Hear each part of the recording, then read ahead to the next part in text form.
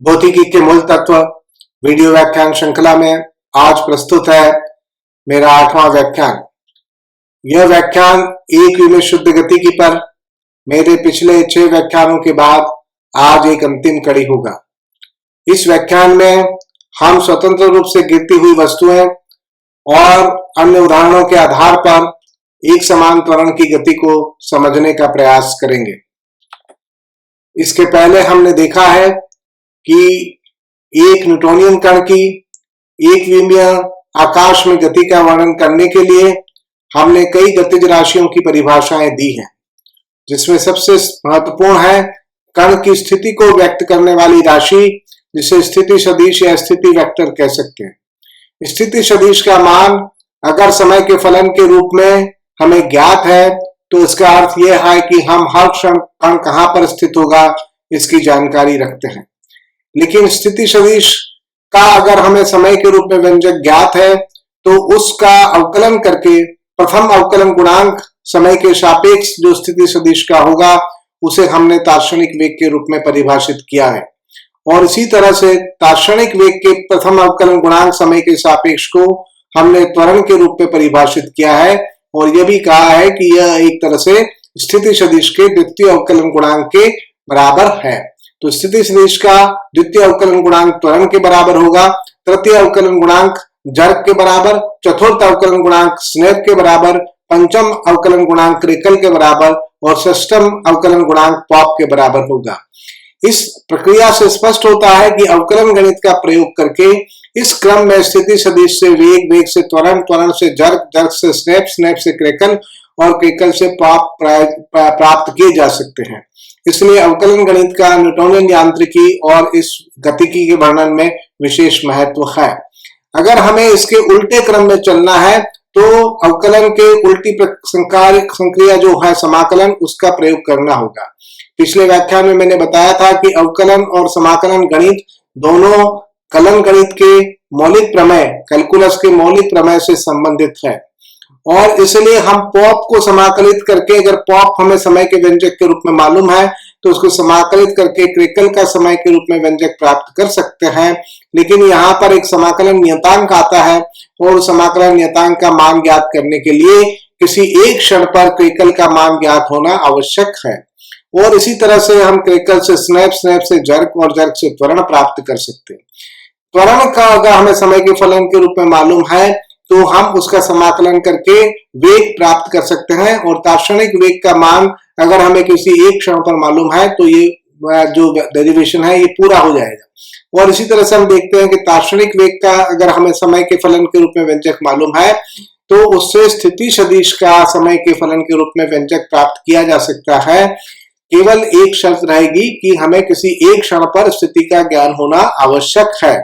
यह प्रक्रिया हमने अभी तक के व्याख्यानों में अच्छी तरह समझ ली है।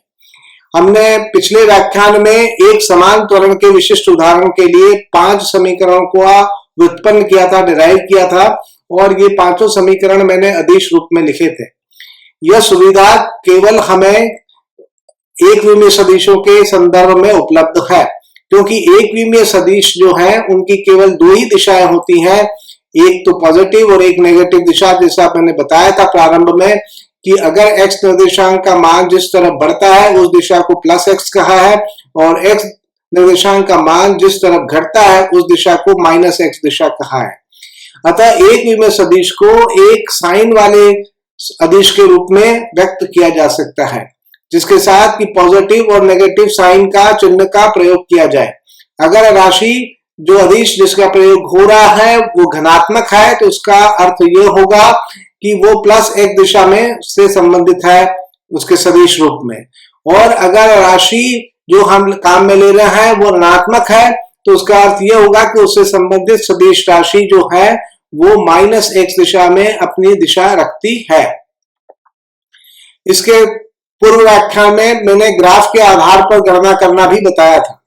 ग्राफ के आधार पर हम जो है अवकलन गुणांक और प्राप्त कर सकते हैं और ग्राफ के आधार पर हम क्षेत्रफल ज्ञात करके और हम समाकलन का भी अनुप्रयोग ग्राफ के आधार पर कर सकते हैं।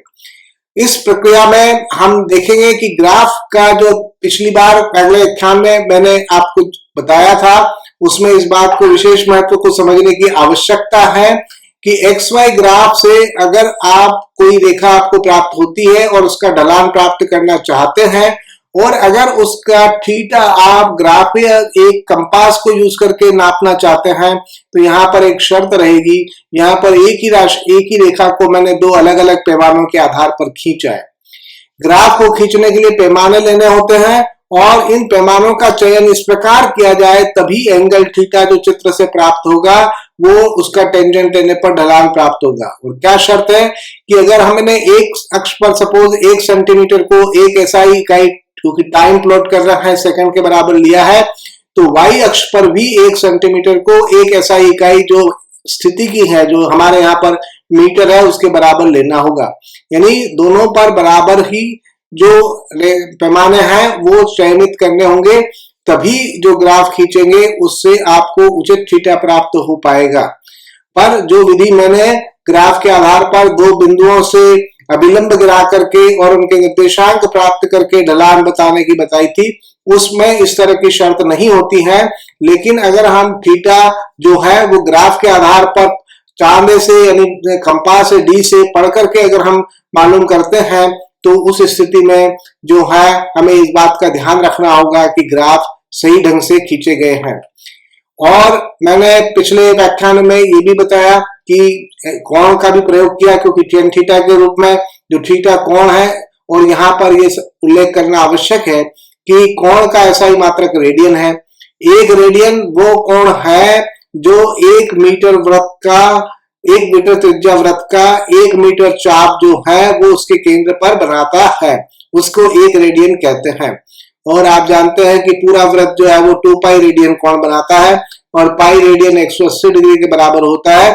और लगभग इसलिए 1 रेडियन का मान 57.3 डिग्री के बराबर होता है। जितने भी त्रिकोणमिति फलन है उन सब की जानकारी आवश्यक है। यहाँ पर इस स्लाइड में मैंने आपको त्रिकोणमिति फलन के सीरीज एक्सपांशन, श्रृंखला श्रेणी में कैसे उनको व्यक्त कर सकते हैं, श्रृंखला विस्तार को बताया है। और आप देख रहे हैं कि हम sin x को इसमें लिख सकते हैं x minus x cube by factorial 3 plus x5 by factorial 5 minus x7 by x to power 7 by factorial 7 और एक प्लस एंड सो ऑन। तो इस तरह से हम इसको एक अनंत श्रेणी के रूप में व्यक्त कर सकते हैं। इसी तरह से नीचे cos x की श्रेणी दी गई है 1 minus x square by factorial 2 plus x4 by factorial 4 minus and आगे इसको आप बढ़ा सकते हैं। और टेंजेंट x का भी सीरीज एक्सपांशन दिया गया है, लेकिन ये जो एक्सपांशन यहाँ पर दिया गया है ये तभी वैध होगा जबकि x का जो परिमाण मैग्नीट्यूड जो है वो π/2 से छोटा हो, यानी समकोण से छोटा हो, π/2 रेडियन से कम हो। और हमारे व्याख्यानों में त्रिकोणमिति का विशेष महत्व रहता है, क्योंकि भौतिकी में त्रिकोणमिति का काफी उपयोग होता है। और कभी यह स्थिति बनती है कि कोण थीटा बहुत छोटा है, और ये तभी छोटा कहा जाता है जब ये रेडियन में बहुत छोटा है। जैसे कि पिछले व्याख्यान में जो एग्जाम्पल लिए गए थे उसमें एक बार tan थीटा का मान जो है 0.03 था, तो यदि थीटा बहुत छोटा है और जब ये होता है तो टेंजेंट थीटा नियरली थीटा के बराबर होता है, पर थीटा जो है रेडियन में होना चाहिए। इसलिए मैंने यहाँ पर व्यक्त किया है कि अत्यल्प कोणों के लिए, बट रेडियन में अत्यल्प डिग्री में नहीं, तो रेडियन में अत्यल्प कणों के लिए उच्च घातों की यहाँ पर जो सीरीज में एक्सपांशन में दी गई है इनकी उपेक्षा की जा सकती है। और इसीलिए sine theta nearly theta, cos theta इनके नकारने पर केवल 1 के बराबर और टेन थीटा नियरली थीटा के बराबर होता है।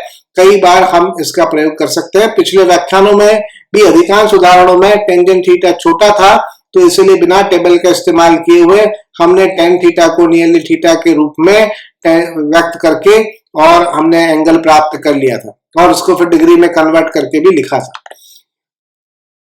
अब मैं आता हूं कि समाकलन में किस तरह से ग्राफ उपयोगी है। कि यदि आपको त्वरण और समय का ग्राफ दिया हुआ है, जैसा कि चित्र में यहाँ पर दर्शाया है कि समय के साथ त्वरण इस प्रकार से इस नीले वक्र के अनुदिश बदल रहा है, तो इससे आप वेग में परिवर्तन ज्ञात कर सकते हैं। और मान लीजिए वेग में परिवर्तन ज्ञात करना है क्षण ti से tf, तो हम ये निर्देशांक रेखा t बराबर ti, दूसरी निर्देशांक रेखा t बराबर tf और वक्र और टाइम अक्ष इनके बीच में जो बंधा हुआ क्षेत्रफल है, इस क्षेत्रफल के बराबर वेग में परिवर्तन होगा।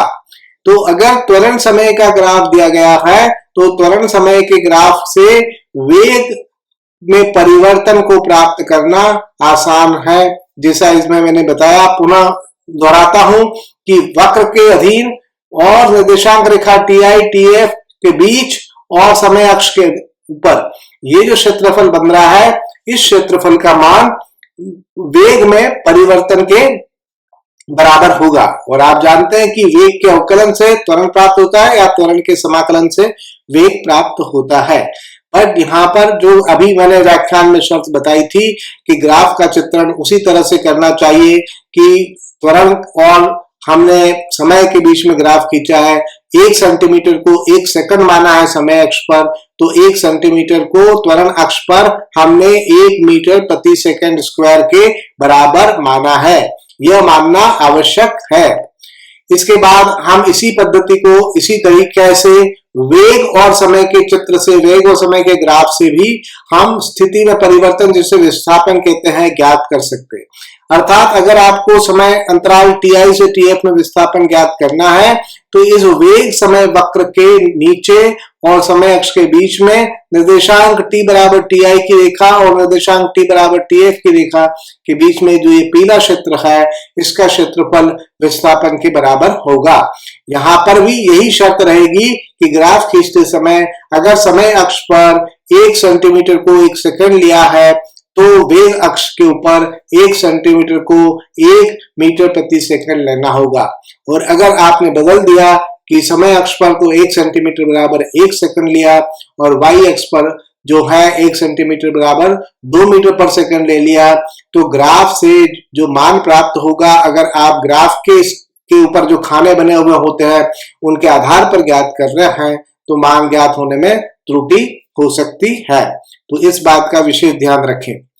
अब इसको सारांश में कह सकते हैं कि अगर हमें वेग समय का वक्र दिया गया है तो वेग समय का वक्र बहुत महत्वपूर्ण है, क्योंकि इससे त्वरण और स्थिति दोनों ज्ञात की जा सकेंगी। त्वरण ज्ञात करना है तो हमें स्पर्श रेखा खींचनी होगी, जैसे यहाँ पर किसी एक बिंदु पर स्पर्श रेखा बताई है, और इस स्पर्श रेखा का ढलान जो है ये त्वरण की जानकारी देगा। और अगर स्थिति में परिवर्तन को नापना है तो उसके लिए इसी तरह से प्रारंभिक और अंतिम समय पर निर्देशांक रेखा खींच करके टाइम अक्ष और वक्र के अधीन जो भी एरिया है उसका क्षेत्रफल हमें ज्ञात करना होगा। तो ये बड़ी आसान पद्धति है। इस पद्धति के आधार पर हम व्याख्या कर सकते हैं और ज्ञात कर सकते हैं, डिराइव कर सकते हैं। अब मैं आगे चलता हूं कि अभी तक जो हमने समझा है कि एक विमीय आकाश और एक विमीय समय में कण की शुद्ध गतिकी पर विचार किया है। हमने माना है कि न्यूटोनियन कण एक बिंदु आकार का होता है, उसमें द्रव्यमान जैसा एक गुण होता है, वो अविभाज्य है और संरचना विहीन है। और हमने एक्सट्रिंसिक राशियां, बाह्य राशियां जो परिभाषित की, स्थिति सदिश, वेग, त्वरण, जड़ इत्यादि, और ये सभी राशियां जो हैं हमने पाया कि इनका वर्णन केवल एक निर्देश तंत्र के सापेक्ष ही हो सकता है।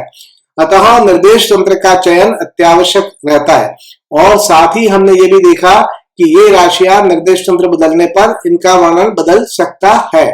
ये राशियां इसलिए मूलतः कण का गुण है ऐसा नहीं है, कण का वर्णन करते समय ये कण के गुण के रूप में हमारे निर्देश तंत्र के सापेक्ष अवतरित होती है।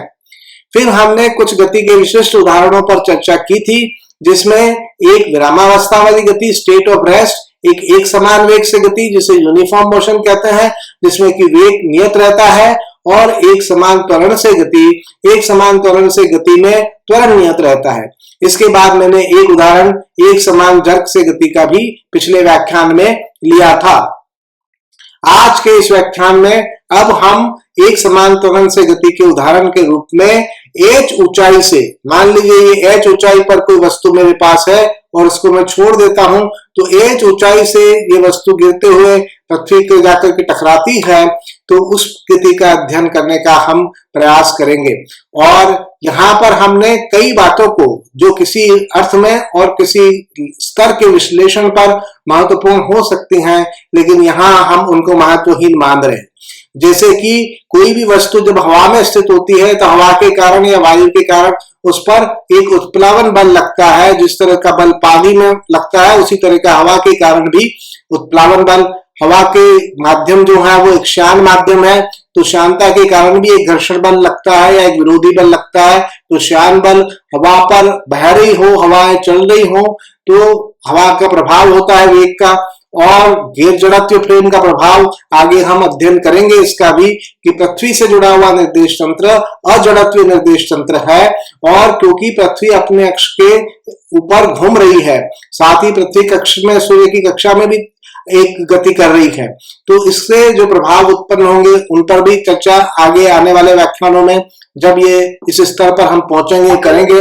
इसी तरह से जीटीआर का प्रभाव हम देखेंगे कि किस तरह से जनरल थ्योरी ऑफ रिलेटिविटी में अगर इस समस्या का अध्ययन करें पर बहुत ही सूक्ष्म या अप्रक्षणीय हमें जो मात्रा में जो है प्रभाव मिलते हैं, और ऊंचाई के साथ पृथ्वी का जो गुरुत्व त्वरण है इसका मान बदलता रहता है, यह भी बात सत्य है। लेकिन क्योंकि जिस प्रकार की ऊंचाई की हम चर्चा कर रहे हैं वो ऊंचाई पृथ्वी की त्रिज्या की तुलना में बहुत छोटी है।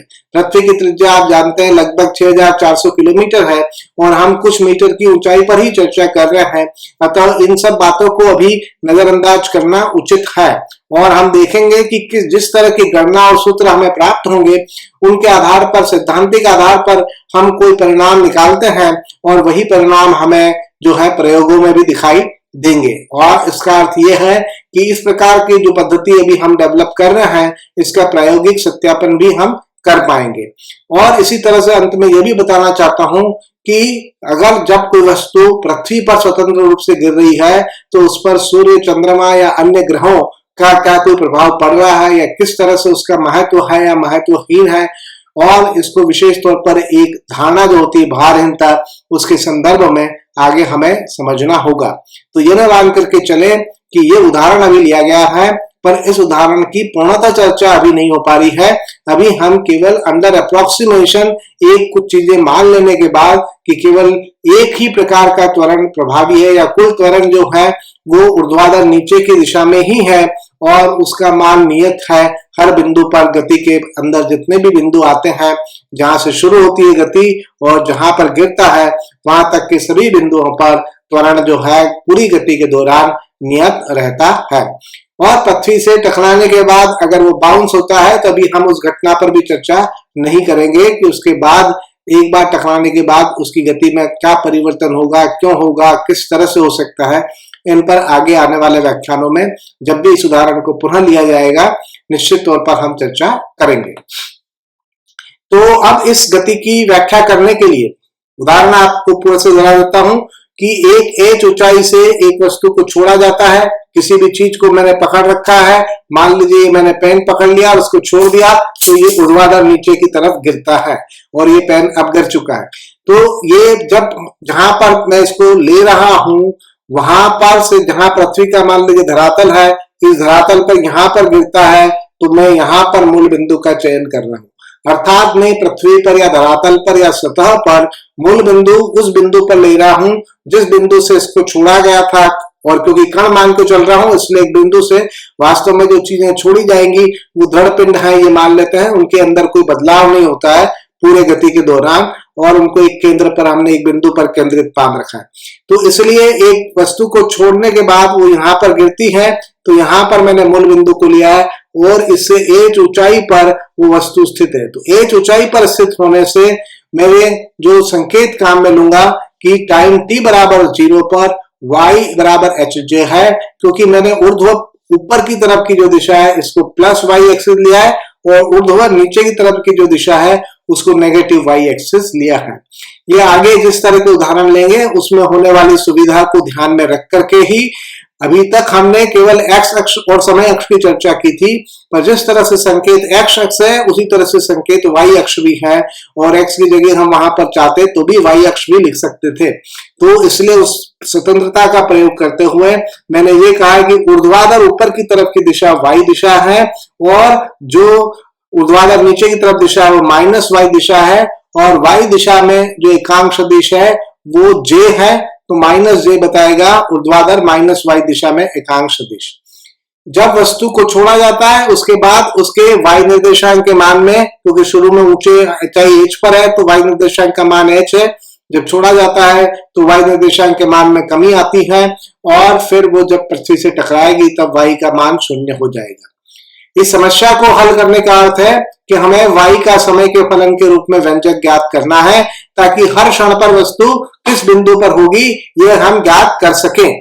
और जो चीज हमें दी गई है वो यह है कि यह वस्तु क्षण tf पर जो है टकराती है, तो tf को हम उड़ान काल या उड़ान का समय कहेंगे, जितने समय तक वो टकराने के पहले छोड़ने के बाद हवा में रहती है।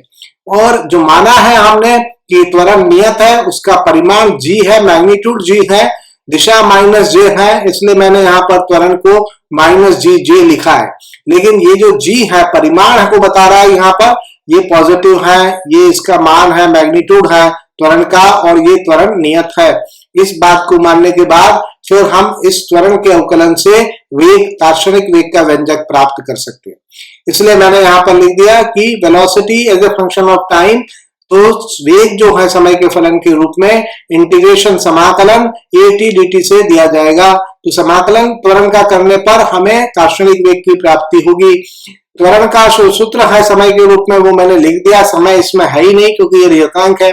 और जब इसका अवकलन किया तब भी हम जानते हैं कि इंटीग्रेशन ऑफ dt t होता है, इसलिए इसका समाकलन किया तो इंटीग्रेशन ऑफ dt t होता है, तो हमें समाकलन माइनस gt और एक समाकलन नियतांक प्राप्त हुआ। क्योंकि समाकलन नियतांक हर समाकलन प्रक्रिया में होगा, तो इस समाकलन नियतांक को C1 कहा है। तो माइनस GTJ प्लस C1, इस समाकलन नियतांक का मान इस बात पर आधार करके निकालेंगे कि क्षण t बराबर 0 पर वेग 0 था, छोड़ा था तब इसमें कोई वेग नहीं था, हमने कोई वेग नहीं दिया है। बाद के उदाहरणों में ऐसी स्थितियों पर भी विचार करेंगे, लेकिन जब छोड़ा था तब कोई वेग नहीं था, तो इसलिए क्षण t बराबर 0 पर वेग का मान 0 है। तो इसलिए क्षण t बराबर 0 पर वेग का मान यहाँ पर इस सूत्र से तो C1 मिलता है, और क्योंकि ये मान 0 है तो इसका अर्थ है कि C1 0 के बराबर है। अर्थात मेरा वेग का सूत्र सरल हो गया कि v ऑफ t वेग समय के फलन के रूप में minus gt j unit vector से दिया जाएगा। और इसका मैं पुनः अवकलन करके स्थिति फलन ज्ञात कर सकता हूं। तो स्थिति फलन को ज्ञात करने के लिए स्थिति सदिश राशि का है, और उसका फलन ज्ञात करने के लिए वेग का जो व्यंजक है उसका इंटीग्रेशन किया समय के सापेक्ष। वेग का मैंने यहाँ पर जो ये सूत्र प्राप्त हुआ है वो लिख दिया, और क्योंकि integration t dt t square by 2 के बराबर होता है, तो मुझे उत्तर मिला minus half gt square by 2 j plus C2। फिर एक बार समाकलन का नियतांक आएगा, हर समाकलन की प्रक्रिया में नियतांक आएगा। ये दूसरी बार मैंने किया, इसलिए मैंने संकेत C2 मान लिया है। अब C2 को निकालने का तरीका भी वही होगा जैसे C1 का था, कि क्षण t बराबर 0 पर हमें ये बताया गया है कि ये प्रारंभ में उच्च बिंदु जहां पर हाइट h है वहां पर था, तो इसलिए क्षण t बराबर 0 पर y का मान hj के बराबर है, ये मैं इसमें रखता हूं। तो यहां से आता है कि क्षण t बराबर 0 पर y का मान C2 है, मतलब C2 बराबर hj होना चाहिए, और इसलिए मुझे y का व्यंजक मिल गया कि y of t is minus half gt square plus h into unit j unit vector, यानी y निर्देशांक का मान h minus half gt square के बराबर होगा। अब मैं आगे की गणनाएं कर सकता हूं, क्योंकि मुझे मालूम करना है कि उड़ान काल का सूत्र क्या है। तो उड़ान काल का सूत्र यानी कितने समय तक ये हवा में रहेगा, उस समय का सूत्र निकालने के लिए मुझे मालूम है कि t बराबर tf पर ये पृथ्वी से या जमीन से टकराता है और इसका y निर्देशांक 0 हो जाता है। तो इसलिए मैं h minus half gt f square को 0 लिख देता हूं, तो मुझे tf का सूत्र मिल जाता है कि tf under root 2h by g के बराबर होगा। यहाँ से स्पष्ट हो रहा है कि tf h बढ़ाने पर समय बढ़ता हो, h दुगुना करने पर समय दुगुना होता हो, ऐसी स्थिति नहीं है। समय दुगुना करने पर ऊंचाई दुगुना करने पर समय केवल रूट 2 गुना ही होता है, क्योंकि इस सूत्र से स्पष्ट है कि tf is proportional to square root of h। g तो नियतांक है। इस उदाहरण में जमीन से टकराने से पहले जो दार्शनिक वेग क्या होगा जब ये टकराएगा जमीन से इस समय के ऊपर, उसको ज्ञात करना है। तो मैं v के सूत्र में tf का मान रख देता हूं, और v का सूत्र माइनस जी टी जे था, तो ये माइनस जी टी एफ जे, और मुझे मान मिल गया कि जब ये वस्तु, क्योंकि इसमें पूरे गति के दौरान वेग की दिशा ऊर्ध्वाधर नीचे की तरफ होगी, इसलिए माइनस जे तो दिशा को बता रहा है और रूट टू जी एच परिमाण को बता रहा है कि इस रूट टू जी एच चाल से जो ये वस्तु है नीचे की तरफ गिरेगी और फिर से टकराते समय टकराएगी, तब उसका दार्शनिक वेग का परिमाण रूट टू जी एच के बराबर होगा। अब मैं उदाहरण ले लेता हूं कि मान लीजिए h 10 मीटर है और g 10 माइनस 10 मीटर प्रति सेकंड स्क्वायर है, तब क्या होगा, तो यहाँ पर 10 कैंसिल हो जाने से ये रूट टू यानी उड़ीयन काल 10 मीटर, एक 3 मंजिला इमारत की लगभग जो ऊंचाई होती है 3 मंजिला इमारत में छत पर आप जाए तो आप देखते हैं कि लगभग ऊंचाई 10 मीटर है और 1.4 सेकंड ही गिरने में किसी वस्तु को ऊपर से फेंकने पर या छोड़ने पर समय लगेगा। और वेग का सूत्र भी हमने इससे गणना की कि इस समय पर क्या वेग होगा जब ये पृथ्वी से टकराएगी। सूत्र से हमें प्राप्त हुआ 14 मीटर प्रति सेकंड वेग होगा, और इस 14 मीटर प्रति सेकंड वेग को हम जो है किलोमीटर पर आवर में भी व्यक्त कर सकते हैं, और मैंने यहाँ पर किया है 1 मीटर प्रति सेकंड 3.6 किलोमीटर पर आवर के बराबर होता है। और किलोमीटर पर आवर में, क्योंकि आप कार से जब यात्रा करते हैं तो कार की speed generally kilometre per hour में बताते हैं, और इसलिए व्हीकल ड्राइव करते समय आपको अंदाजा होता है कि 50 किलोमीटर प्रति आवर की स्पीड क्या स्पीड होती है। इसीलिए इसकी तुलना आप कर पाए, इसलिए मैंने इसका मान किलोमीटर प्रति आवर में दिया है। हमारे लिए जो महत्वपूर्ण है वो ऐसा इकाई है जो मीटर प्रति सेकंड है। अब मैं उदाहरण बदल देता हूं। स्वतंत्र रूप से गिरती हुई वस्तु का मैंने अध्ययन कर लिया, टीएफ और जो वीएफ है फाइनल वेलोसिटी जिससे पृथ्वी से टकराती है वो राशि मालूम कर ली। अब मैं अन्य उदाहरण लेता हूं कि मैं पृथ्वी के धरातल से किसी वस्तु को ऊपर की तरफ फेंकता हूं और ऊर्ध्वाधर ऊपर की दिशा में फेंक रहा हूं, किसी कोण पर नहीं, उस पर चर्चा बाद में डीवी में गति में होगी।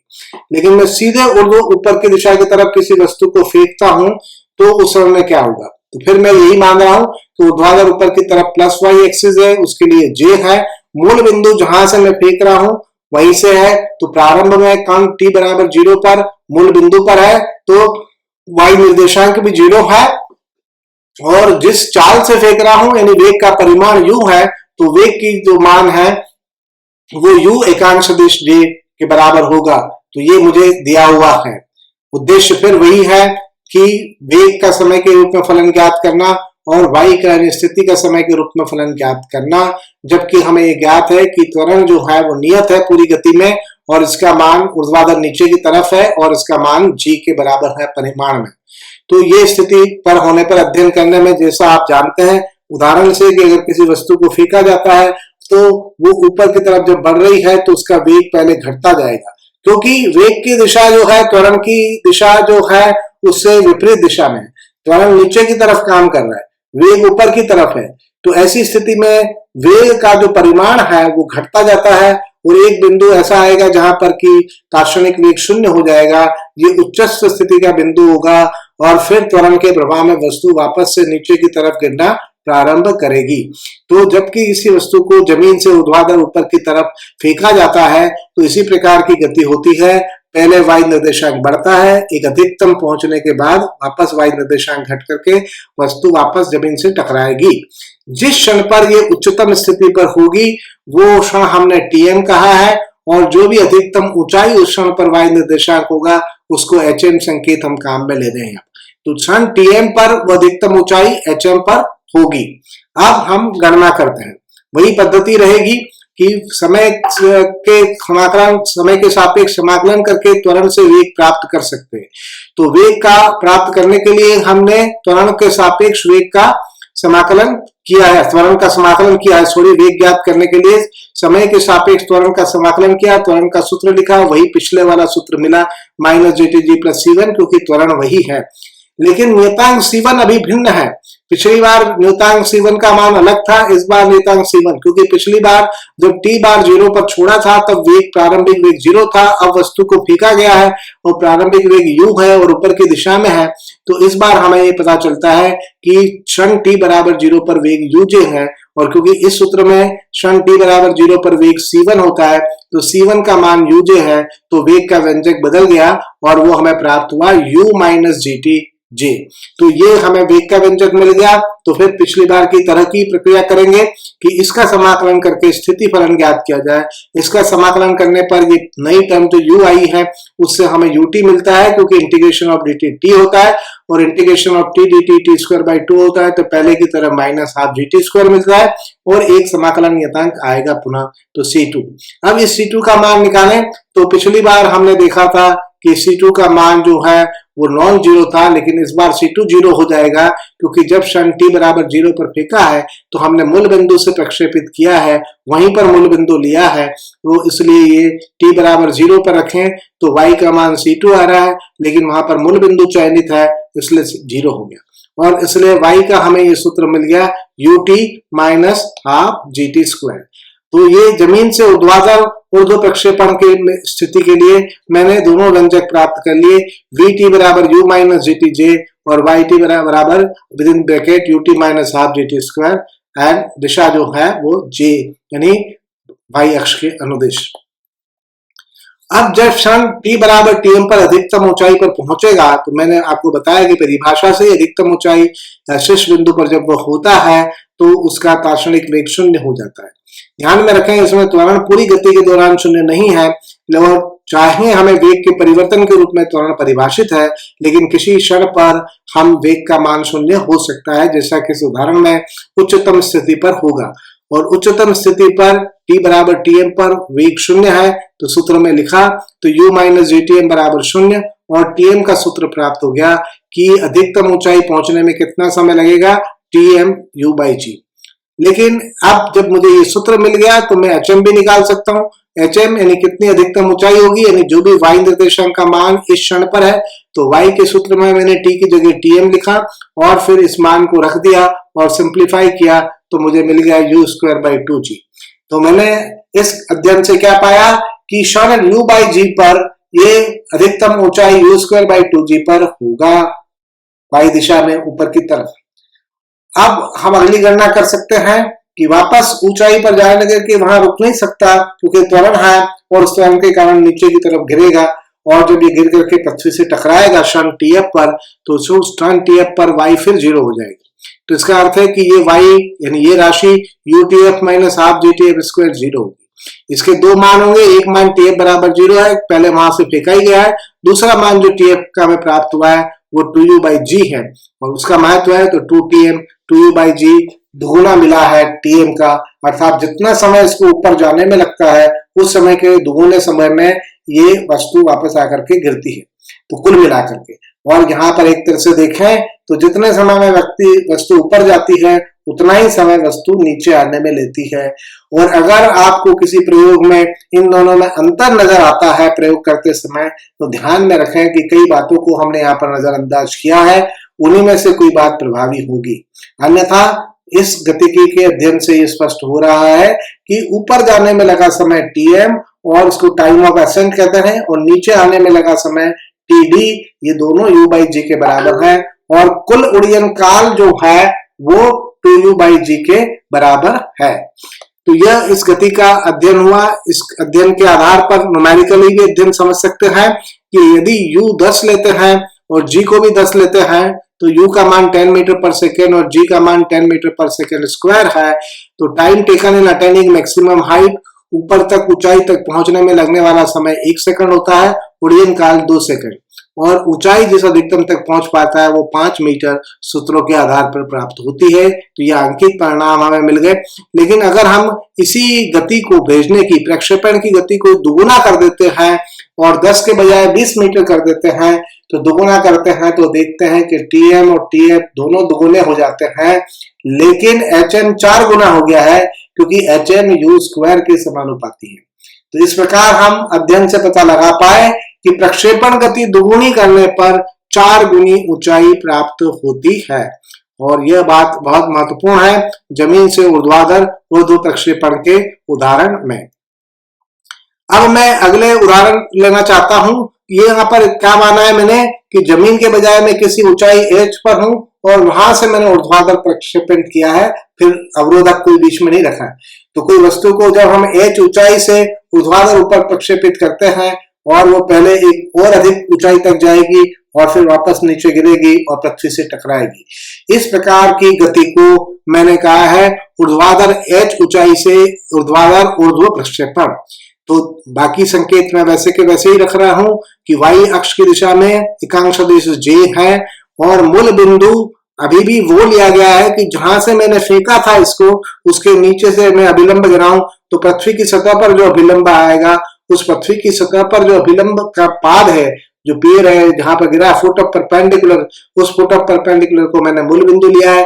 प्रारंभ में y निर्देशांक h होगा, फिर ये और ऊपर जाएगा, y निर्देशांक बढ़ेगा, अधिकतम पहुंचेगा hm पर और फिर नीचे आएगा जिसका कि वापस जब टकराएगा तो y निर्देशांक 0 हो जाएगा। तो आपको बात समझ में आ गई कि मैंने मूल बिंदु पृथ्वी के धरातल पर लिया है। प्रारंभ में जब फेंका जाता है तब उसका h निर्देशांक है और उससे और आगे बढ़ता है ऊपर की तरफ ऊर्ध्व दिशा में प्रक्षेपित होने के कारण hm तक पहुंचता है और फिर वापस y निर्देशांक गिर करके पृथ्वी से आकर टकराता है और मैं वहीं तक अपने अध्ययन को सीमित कर रहा हूं। तो फिर वही उद्देश्य है कि इस घटना में हमें समझ करके वेग और स्थिति फलन के समय के रूप में व्यंजक ज्ञात करने हैं और समझना है कि कितनी अधिक ऊंचाई तक ये पहुंच पाएगा, कितने समय पर ये पहुंच पाएगा और पूरे इस गति के दौरान उड़ीन काल कितना होगा। इन सबको समझने के लिए मैं अब आगे चलता हूं, उसी पद्धति का प्रयोग करूंगा कि समय के साथ समाकलन करने पर हमें त्वरण का समय के साथ समाकलन करने पर वेग प्राप्त होता है। पहले दो उदाहरणों में जो लिया है वही सूत्र मिलेगा क्योंकि हमने त्वरण वही रखा है, तो -GTJ + C1। लेकिन अब की बार जब C1 निकालेंगे तो दूसरे एग्जाम्पल के तौर पर जब ऊर्ध्व प्रक्षेपण का था, क्योंकि जब प्रक्षेपित किया गया है तो C1 का मान UJ के बराबर प्राप्त होगा। यानी चाहे हम जमीन से ऊर्ध्व प्रक्षेपण करें, चाहे ऊंचाई h से करें, वेग का सूत्र तो वही प्राप्त होगा। लेकिन जब हम समय का सूत्र ज्ञात करेंगे तो इसके समाकलन से जो वेग का समाकलन करेंगे तो ut - ½ gt² + C2 आएगा। लेकिन अब ध्यान में रखिए कि अब जो C2 है वो पहले उदाहरण वाला C2 हमें प्राप्त होगा क्योंकि हमने h ऊंचाई से वस्तु को ऊपर की तरफ प्रक्षेपित किया है। तो इस उदाहरण में आप देख रहे हैं कि पहले जो दोनों उदाहरण लिए हैं उन दोनों का हमें झलक नजर आ रही है। तो C1 जो हमारा है उसमें हमें दूसरे उदाहरण की झलक आ रही है, तो C2 में पहला जो उदाहरण लिया था स्वतंत्र रूप से गिरते हुए वस्तु की, उसकी झलक आ रही है। और इसलिए सूत्र हमारे बदल गए हैं कि v बराबर u - gt है और y बराबर h + ut - ½ gt² है और दिशा निश्चित तौर पर पूरी गति में बदलती रहेगी बीच तक। पहले जब तक ऊपर जा रहा है तब तक इसकी दिशा +y अक्ष में और जब नीचे गिरने की गति हो रही है तब दिशा -y अक्ष में होगी। फिर क्षण tm को निकालने का वही तरीका जो पिछले उदाहरण में लिया है कि वेग का मान को 0 रख दें, वेग का सूत्र भी वही है तो tm का सूत्र भी वही प्राप्त होता है u/j। बट इस बार जो ऊंचाई hm प्राप्त होगी वो क्योंकि h + u²/2g होगी, क्योंकि h पहले से ही है और u²/2g और ऊंचाई ये ग्रहण करेगा। तो u/g क्षण पर ये इस अधिकतम ऊंचाई h + u²/2g पर होगा। अब उड़ीयन काल निकालें, तो उड़ीयन काल निकालने के लिए y के सूत्र में जैसे पहले उदाहरणों में किया है 0 रखना होगा, पर ये क्वाड्रेटिक इक्वेशन बन गई और इस क्वाड्रेटिक इक्वेशन में स्क्वायर के साथ माइनस साइन आ रहा है। तो जनरली हम फॉर्मूला जो याद रखते हैं ax² + bx + c, तो इसको समझने के लिए हम इसको उल्टा व्यक्त कर दें, ½ GTF² - UTF - h = 0। अब ये क्वाड्रेटिक इक्वेशन द्विघात समीकरण है, इसका भौतिकी में बहुत महत्व है, ये बीजगणित में आपने सीखी है और इसके आधार पर हल निकालना आपको आना चाहिए। और वहां पर आपको सूत्र बताया गया है कि ax² + bx + c = 0 के दो रूट होते हैं, दो हल होते हैं और वो हल होते हैं x बराबर न्यूमरेटर में -b ± √b² - 4ac and denominator में 2a। तो यहाँ पर उसी सूत्र का प्रयोग किया गया है। a का मान जो है ½ g है तो डिनोमिनेटर में g आ गया है और b जो है वो -u है तो -b की जगह +u हो गया है, प्लस माइनस ये b² हो गया है और 4ac का मान -4ac होता है, लेकिन 4ac में क्योंकि h नेगेटिव हो जाएगा जब इसको पॉजिटिव करते हैं तो 4ac का मान 2gh है। तो उसी सूत्र से जो आपको द्विघात समीकरण का किताबों में मिलता है बीजगणित में, उसी का प्रयोग किया है। और यहाँ पर आप देखते हैं कि द्विघात समीकरण से हल ज्ञात करने की विधि आना आवश्यक है और उसके आधार पर मेरे को मान मिल गए, लेकिन टीएफ के 2 मान मिले। और इन मानों में मैं क्या समझ पा रहा हूं कि ये जो प्लस माइनस के बाद जो मान आ रहा है वो यू से बड़ा होगा, क्योंकि ये यू स्क्वायर प्लस समथिंग है, और क्योंकि जी भी पॉजिटिव है, एच भी पॉजिटिव है, तो ये यू स्क्वायर से बड़ी राशि है, तो इसका वर्गमूल यू से बड़ा होगा। और यू से जब इसका वर्गमूल बड़ा होगा तो एक मान तो पॉजिटिव होगा क्योंकि यू प्लस ये मान है, और एक मान नेगेटिव होगा क्योंकि यू माइनस है। लेकिन नकारात्मक टाइम का इस उदाहरण में कोई अर्थ नहीं है, क्योंकि क्षण t बराबर 0 पर मैंने प्रक्षेपित किया है और उसके पहले की गतिकी का अध्ययन करने का मेरे पास कोई सैद्धांतिक स्वरूप नहीं है और मैं उसका वर्णन नहीं कर रहा हूं। इसलिए नकारात्मक टाइम का जो मान आ रहा है वो अवास्तविक माना जाएगा, उसको नजरअंदाज कर दें और हम कहेंगे कि टीएफ का मान यही है, u plus under u square plus 2gh by g. अब इसके आधार पर गणनाएं यहाँ पर फिर से दी गई है कि यदि u का मान 10 मीटर प्रति सेकंड है, h 10 मीटर ऊंचाई से 10 मीटर प्रति सेकंड से 10 मीटर प्रति सेकंड स्क्वायर का त्वरण है। इन सबको 10-10 मैंने केवल गणितीय सुविधा के लिए लिखा है ताकि गणनाएं यहाँ पर आपको नहीं करनी पड़े, व्याख्यान के दौरान समझने में आसान गणनाएं हो। और टीएम बराबर 1 सेकंड आ जाएगा पहले की तरह, लेकिन टीएफ क्योंकि ये राशि है और इसमें इसकी भूमिका है, इसके कारण 2 सेकंड से अधिक आया है, 2.7 सेकंड, 2.732 सेकंड √3 यहाँ से आपको मिलेगा। तो उसके आधार पर आप देख रहे हैं कि ये मान अधिक आया है पहले वाले मान से। तो अगर मैं जमीन से प्रक्षेपित करता हूं उसके बजाय ऊंचाई एस से प्रक्षेपित करता हूं तो उड़यन काल अधिक होगा, और ऊंचाई भी अलग, क्योंकि 10 मीटर तो पहले से ही है, 5 मीटर और उस ऊपर गया है तो 15 मीटर प्राप्त होगी। ऊपर जाने में 5 मीटर की गति होगी, लेकिन वापस आने में 15 मीटर की गति होगी। इसलिए इसमें टाइम ऑफ एसेंट और टाइम ऑफ डिसेंट, ऊपर जाने और नीचे आने का समय भी अलग अलग है। 1 सेकंड तो ये ऊपर जाने में लगाएगा और बाकी इसमें से 1 हटा दें तो 1.7 सेकंड जो है ये नीचे आने में लगाएगा। तो ये ध्यान में रखें कि भौतिकी में बातों को रट नहीं ले। एक उदाहरण में दिखा था कि time of ascent is equal to time of descent, ऊपर और नीचे जाने में पिछले वाले उदाहरण में बराबर समय लगा था। इस उदाहरण में बराबर समय नहीं लग रहा है, नीचे आने में अधिक समय लग रहा है, क्योंकि प्रक्षेपण अब की बार हमने किसी ऊंचाई एच से किया है और नीचे पृथ्वी से टकराने में उस ऊंचाई एच की दूरी भी तय करनी होगी। और अगर अब यहाँ पर हम u को दुगुना कर देते हैं तो हम देखते हैं कि tm तो दुगुना हो जाता है, टीएफ दुगुना नहीं होता है, टीएफ का मान भिन्न है और ये टीएफ का मान हमें प्राप्त होता है। और एचएम का जो मान प्राप्त होता है उसमें वो 10 मीटर तो सही है, ये मान जो था ये 4 गुना हुआ, लेकिन वो 30 मीटर मिलता है और पहले जो 10 पर था वो 15 मीटर था। तो इस तरह से अंकित प्रश्न करके आप व्यवहार को अच्छे तरह से अपने दिमाग में समझ सकते हैं और उसके बारे में आपको अतिरिक्त जानकारियां मिलती हैं या एक व्यवहारिक समझ विकसित होती है। अब मैंने अगर ऊपर की तरफ फेंका था h ऊंचाई से, तो इसके बजाय कल्पना कर सकता हूं कि h ऊंचाई से नीचे की तरफ, मैं इसको कोई बल नहीं लगा रहा, केवल इसको कोई नीचे की तरफ वेग प्रक्षेपण दे रहा हूं और वेग प्रक्षेपण देने के लिए जो भी करना है वो कर रहा हूं, लेकिन वेग प्रक्षेपित नीचे u वेग से प्रक्षेपित करूं। और नीचे अगर मैं u वेग से प्रक्षेपित करता हूं h ऊंचाई से, तो उदाहरण जो पिछले वाला था उसमें अंतर क्या आया है कि प्रारंभिक जो क्षण t बराबर 0 है उस पर माइनस यूजे है प्रारंभिक वेग। बाकी ये उदाहरण पिछले वाले उदाहरण के तुल्य ही है, तो मैंने लगभग वही सारी बातें लिखी हैं और वही कहा है कि मैं मूल बिंदु वहीं पर लूंगा जहां यहाँ पर गिरूंगा, लेकिन यहाँ पर पूरी गति नीचे की तरफ ही होगी और ये टकराएगा। इसमें ऊपर की तरफ जाने वाली कोई गति नहीं है जो पिछले 2 उदाहरणों में थी, वो नहीं है। और h ऊंचाई से नीचे की तरफ माइनस u वेग से प्रक्षेपित करने पर त्वरण का वही सूत्र है, त्वरण के समाकलन से भी वही सूत्र मिलेगा, लेकिन c1 का मान अब की बार माइनस uj हो जाएगा, इसलिए ये वेग का सूत्र बदल गया माइनस u माइनस jtj। और वेग का सूत्र बदला तो स्थिति का सूत्र भी बदलेगा, क्योंकि स्थिति वेग के समाकलन से प्राप्त होगी और वो हमें मिला minus ut minus half gt square. परंतु प्रारंभ में ऊंचाई hj ही थी, इसलिए ये सूत्र बना h minus utf minus half gtf square. ये भी एक क्वाड्रेटिक समीकरण है, इससे भी 2 हल मिलेंगे। माइनस का हल मैंने पहले ही नहीं लिखा है इसलिए क्योंकि वो वास्तविक नहीं होगा। तो इस प्रकार से आपने देखा कि हम 4 समस्याओं के बारे में विशेष तौर पर अध्ययन कर पाए। ऊंचाई एस से मैंने 3 ली है, ऊंचाई एस से छोड़ दिया जाए, ऊंचाई एस से ऊपर की तरफ प्रक्षेपित किया जाए, ऊंचाई एस से नीचे की तरफ प्रक्षेपित किया जाए, और उसके पहले मैंने जो लिया है कि जमीन से हम h ऊंचाई की तरफ प्रक्षेपित करें।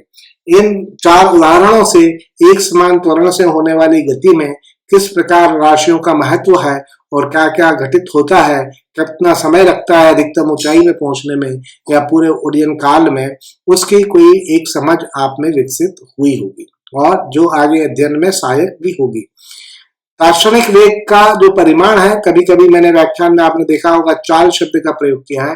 दार्शनिक वेग के परिमाण को दार्शनिक चाल कहते हैं, लेकिन भाषा में हम चाल ही बोलते हैं।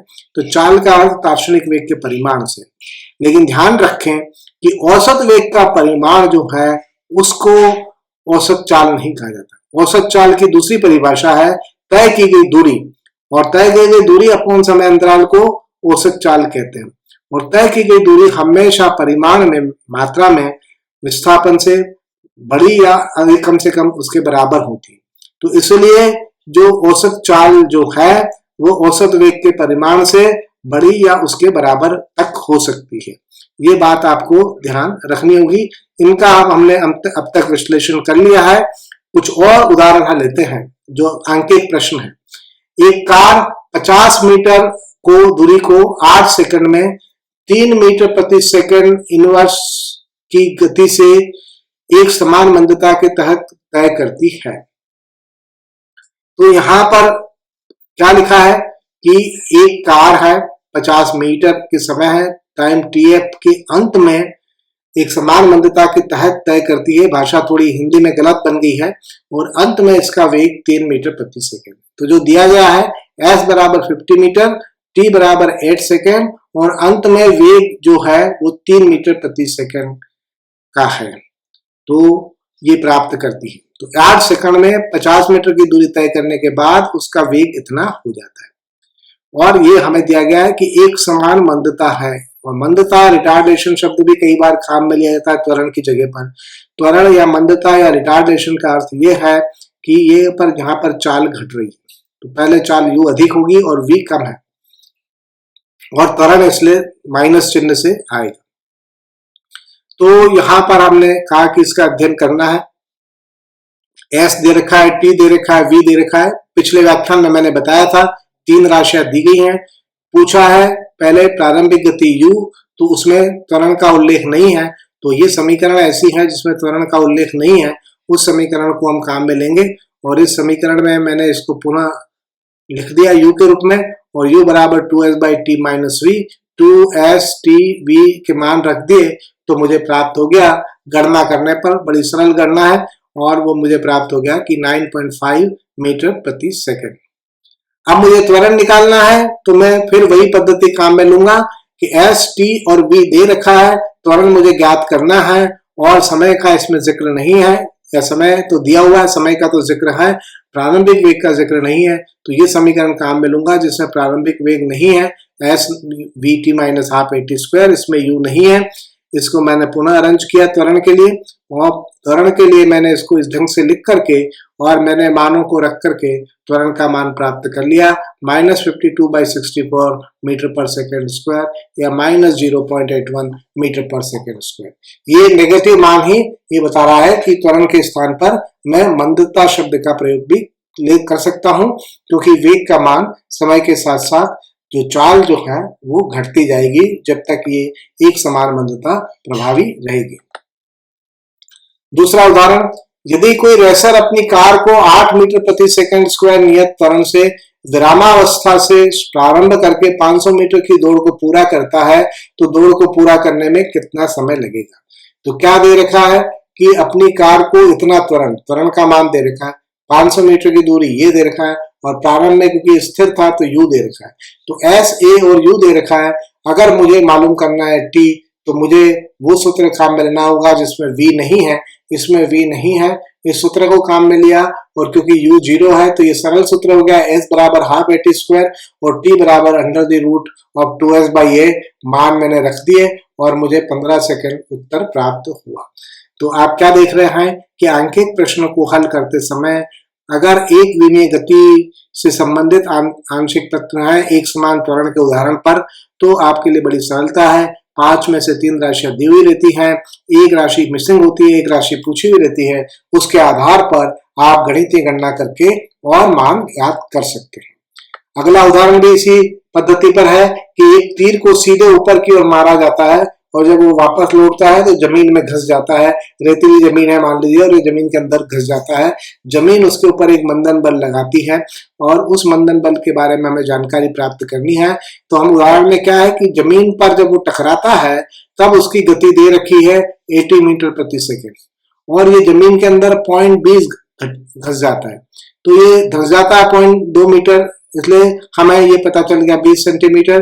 तो ये इस स्थिति में ये मान करके लेते हैं कि ये स्थिर है, आवश्यक त्वरण जो है वो स्थिर है, जो मंदता का है, और इसे विराम में लाने वाला समय निकालें और त्वरण का मान निकालें। तो पहली बार जो यहाँ पर अब आपको राशि जो दी गई है वो क्या दी गई है कि u 80 मीटर प्रति सेकेंड और आपको दिया गया है कि ये जमीन के अंदर इतना चला जाता है और v निश्चित तौर पर 0 हो जाएगा। तो v बराबर 0, u बराबर 80 और आपको s दे रखा है, s, v और u दे रखा है, a निकालना है। तो इस सूत्र में से a को हमने लिखा v square minus u square by 2s, इन मानों को हमने रखा और हमें त्वरण का मान प्राप्त हो गया। इसी तरह से अगर समय निकालना है तो हम ये सूत्र काम में ले सकते हैं, क्योंकि हमें जो चीज मालूम है s, v और u में से s, v, u मालूम है, t नहीं मालूम है, t के रूप में इसको लिखा 2s upon v plus u और मुझे पता चला कि इस तीर को घसने में केवल 5 मिली सेकंड का समय या 0.005 सेकंड का समय लगेगा। अंतिम उदाहरण लेना चाहता हूं कि अगर हम किसी वस्तु को इस तरह से फेंकते हैं कि वो 67.8 मीटर की अधिकतम ऊंचाई प्राप्त करती है, यानी 67.8 मीटर की अधिकतम ऊंचाई तक पहुंचने के लिए किसी गेंद को फेंका गया है और ऊर्ध्वाधर ऊपर लंबवत ऊपर दिशा में फेंका गया है। तो आपको ये मालूम करना है कि ये जो गेंद फेंकी गई है, ये जो हमने प्रारंभ में फेंकी है, इसको फेंकते समय इसकी चाल क्या होनी चाहिए और ये कितने समय तक हवा में रहेगी।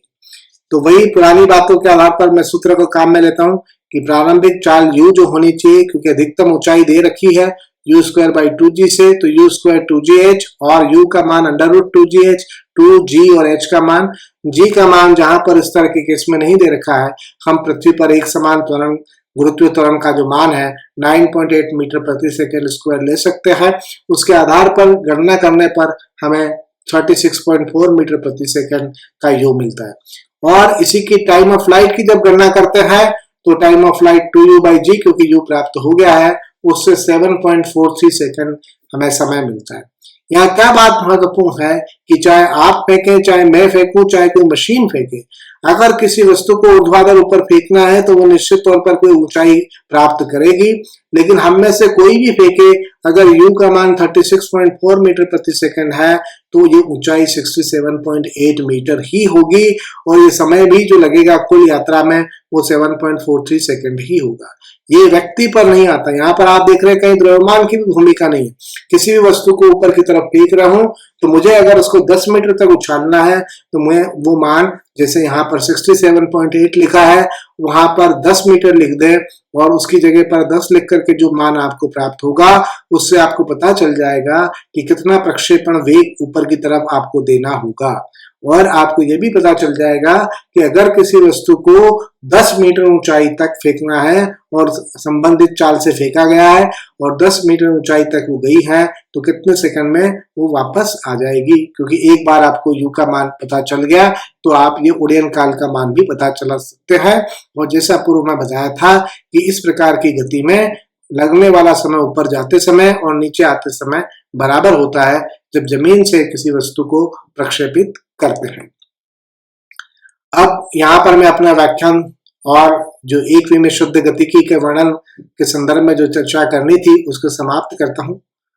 अगले व्याख्यान में वैसे हमारा उद्देश्य द्वितीय में शुद्ध गतिकी और तृतीय में शुद्ध गतिकी तक पहुंचना है, लेकिन बीच में ये महत्वपूर्ण है कि हम मेजरमेंट के प्रोसेस को, मापन को समझें और एक लंबाई के मापन का उदाहरण लेकर के मापन से संबंधित कुछ तथ्य और कुछ बातें मैं आपको बताऊंगा।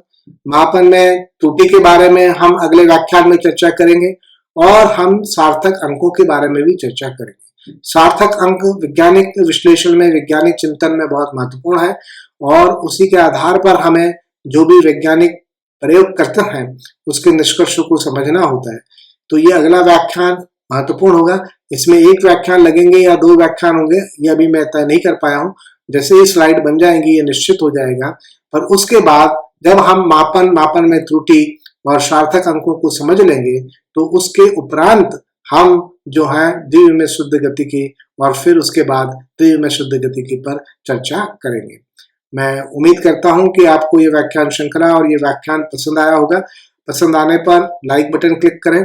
आप मेरे YouTube चैनल A4 साइंस को सब्सक्राइब कर सकते हैं, सब्सक्राइब बटन क्लिक करके, और बेल आइकन को क्लिक करके आप ये सुनिश्चित कर सकते हैं कि आपको नोटिफिकेशन मिलता रहे।